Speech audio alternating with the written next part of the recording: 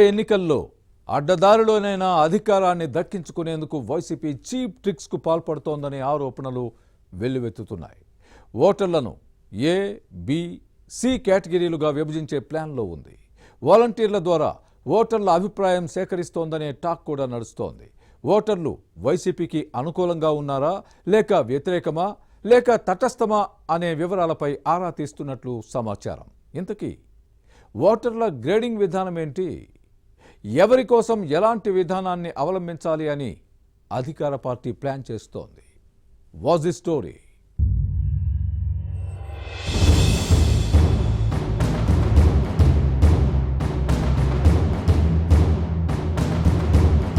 ఆంధ్రప్రదేశ్లోని అన్ని పార్టీలు వచ్చే సార్వత్రిక ఎన్నికలపై ఫోకస్ పెట్టాయి. అభ్యర్థులను ప్రకటించిన స్థానాల్లో వైసీపీ, టీడీపీ, జనసేన ప్రచారాన్ని ప్రారంభించాయి. ఓవైపు తెలుగుదేశం జేఏసీతో పొత్తు పెట్టుకుని సీట్లు సర్దుబాటు చేసుకుని జట్టుగా ముందుకు సాగుతున్నాయి. మరోవైపు అధికార వైసీపీ ఒంటరిగా బరిలో దిగుతోంది. ఈ పార్టీ నేతల పరస్పర విమర్శలు, ఆరోపణలతో రాజకీయ వాతావరణం వేడెక్కుతోంది. సంక్షేమ పథకాలపైనే వైసీపీ నమ్మకం పెట్టుకుంది. సీఎం జగన్ సర్కార్ లోపాలను టీడీపీ, జనసేన ఎత్తి చూపుతున్నాయి. ఒక్క ఛాన్స్ పేరుతో అధికారంలోకి వచ్చిన జగన్ 5 ఏళ్లలో రాష్ట్రాన్ని సర్వనాశనం చేశారని విమర్శిస్తున్నాయి. వ్యక్తిగతంగా ముఖ్యమంత్రి అభివృద్ధి చెందారే కానీ రాష్ట్రంలో ప్రగతి పడకేసిందనే విషయాలను జనంలోకి తీసుకెళ్తున్నాయి.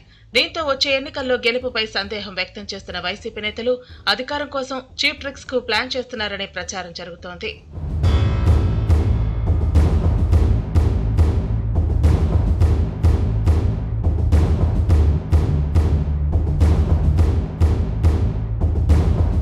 విశాఖలో ఫ్యాన్ పార్టీ నేతలు అడ్డదారులు తొక్కుతున్నారనే విమర్శలు వెల్లువెత్తుతున్నాయి. వాలంటీర్లు, గృహ సారథుల ద్వారా ఓటర్లను ప్రలోభాలకు గురి చేసేందుకు ప్రయత్నిస్తున్నారనే ఆరోపణలు ఉన్నాయి. ప్రజలను ఏ విధంగా బుట్టలో వేసుకోవాలనే అంశంపై శిక్షణ కూడా ఇచ్చారట. వాలంటీర్లు ఓటర్ల జాబితా పట్టుకుని ఇంటింటికి వెడుతూ వివరాలు సేకరిస్తున్నారు. ఆ ఇంట్లోని వారు వైసీపీకి అనుకూలమా, వ్యతిరేకమా, లేక తటస్థమా అనే సమాచారం తెలుసుకుంటున్నారు. ఓటర్లను ఏబీసీ కేటగిరీలుగా విభజించి ఫోన్ నెంబర్ను కూడా సేకరించే పనిని వాలంటీర్లకు అప్పగించారట. వైసీపీకి అనుకూలంగా ఉండే ఓటర్లకు పోలింగ్ రోజు ప్రత్యేక వాహనాలు ఏర్పాటు చేసి ఫస్ట్ అవర్లోనే ఓటు వేయించాలనే ప్లాన్లో అధికార పార్టీ ఉంది. ఇక తటస్థ ఓటర్లు వైసీపీ వైపు మళ్లే విధంగా డబ్బును ఎరగా చూపే వ్యూహాన్ని అవలంబించాలని భావిస్తోంది. టీడీపీకి అనుకూలంగా ఉండే ఓటర్లకు ఆలస్యంగా ఓటు వేసేలా ఏర్పాట్లు చేయాలని నిర్ణయించుకున్నారట. ఇప్పటికే ఓటర్లను ప్రలోభ పెట్టేందుకు బట్టలు పంపిణీ చేస్తూ గిఫ్ట్లు ఇస్తున్నారనే ప్రచారం జరుగుతోంది. అడ్డదారిలో ఎలాగైనా అధికారంలోకి వచ్చేందుకు ఫ్యాన్ పార్టీ రకరకాల కుయుక్తులను పన్నుతున్నారు. వైసీపీ ప్రభుత్వంపై ప్రజల్లో తీవ్ర వ్యతిరేకత ఉందనే ప్రచారం జరుగుతున్న సమయంలో ప్రత్యర్థులతో హోరాహోరీ తలపడినా గెలవలేమని అధికార పార్టీ నేతలు భావిస్తున్నారు.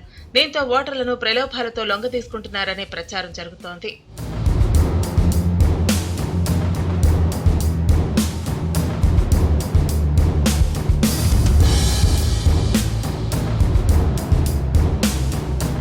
ఈ కడ్డదారిలో అధికారంలోకి వచ్చేందుకు వైసీపీ ఎన్ని కుయుక్తులు పన్నినా టీడీపీ, జనసేన వైపే ఓటర్లు మొగ్గు చూపుతున్నారని చెబుతున్నారు.